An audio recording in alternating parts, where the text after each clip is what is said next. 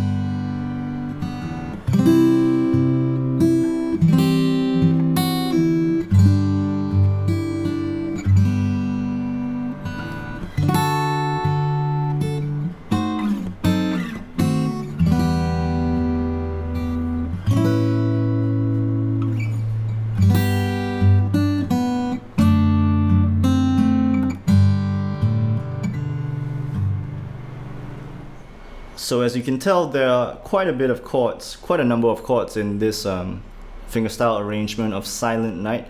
So I'm just going to go through the song chord by chord and show you what fingers I use for every chord, because what fingers you use matters quite a bit when it comes to changing between the different chords. So I begin with my ring finger on the 6th string and my little finger on the 2nd string for that first chord. Notice how I just release my little finger for that second note. Now as you play your fingerstyle stuff, you want to hold every chord for as long as possible. So what I mean by that is next, I don't just and then let go. I'm holding on to these two notes here on the 2nd and 3rd string for as long as I have to. As long as I can. The next two, for these D major chords, I'm using my middle finger, ring finger, and index finger, so that when I slide down to this D major chord, my ring finger is an anchor finger right here. And then when I go back to the G, I use my thumb on the 6th string instead of going back to my ring. And then when I go to the C major and I do this, notice how I let go of my ring finger. So my ring finger is now free to hit this note on the 2nd fret of the 1st string. So I can hold on to that C major chord as long as possible. And then I go back to the G major with my ring and little finger again. Back to the C.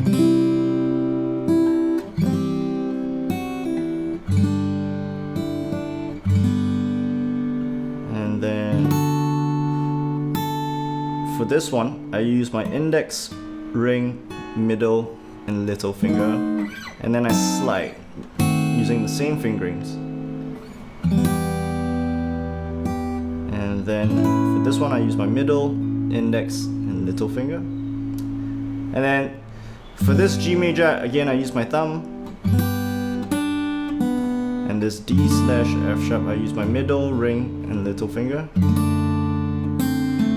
so that my little finger I can let go of this note, and the 1st fret can be pressed down with my index finger, and I still have the chord ringing out. See what I mean? I'm not doing this. I'm holding the chord as long as possible.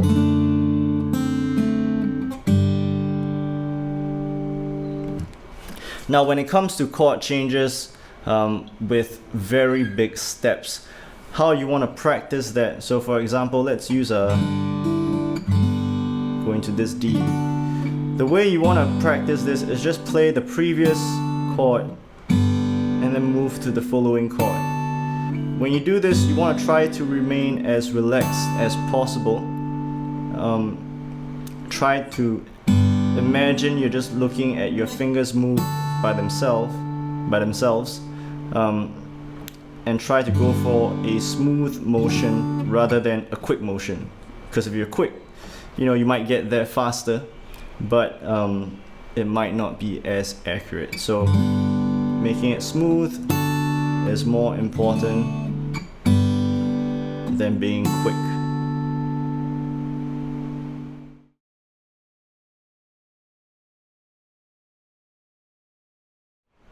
And that's all we have for today. I hope you enjoyed this video lesson. And if you have any questions, please feel free to leave them as a comment down below, and I'll get back to you as soon as possible.